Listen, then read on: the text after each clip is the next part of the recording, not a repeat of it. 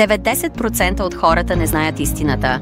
Това, което наричаш естествени бедствия, всъщност са големите бедствия на последните дни. Прочети до края, за да намериш пътя към спасението.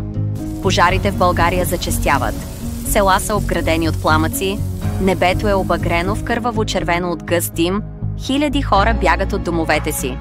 Но не само България, Гърция, Турция, САЩ, Израел, цялата земя гори. Това не са обикновени природни бедствия, това е разкъсване на екологичния баланс на Земята, необратимо унищожение. Само за последните десетилетия, поради безконтролна сеч, човечеството е унищожило 1/3 от горите на планетата, площ по-голяма от 2 САЩ. Колкото повече се изсичат горите, толкова по-суха става Земята. Колкото по-суха става Земята, толкова по-чести са пожарите. Колкото повече са пожарите, толкова по-малко остават горите. Това е един неконтролируем, смъртоносен порочен кръг. През последната година броят на пожарите в Амазония достигна рекорд за последните 20 години, а през 2024 година площта на изпепелената земя е още по-голяма.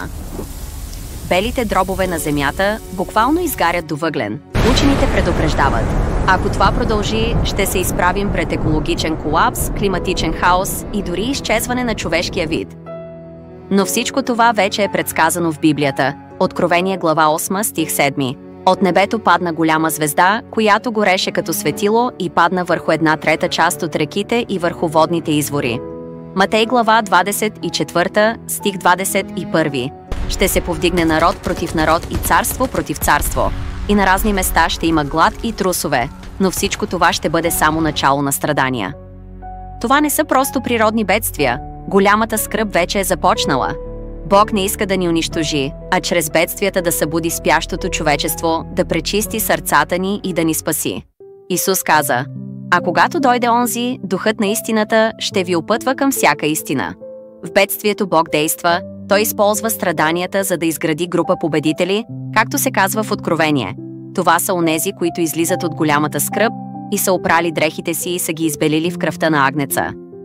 Тази катастрофа не е краят, а моментът на покаяние и ново начало от Бога.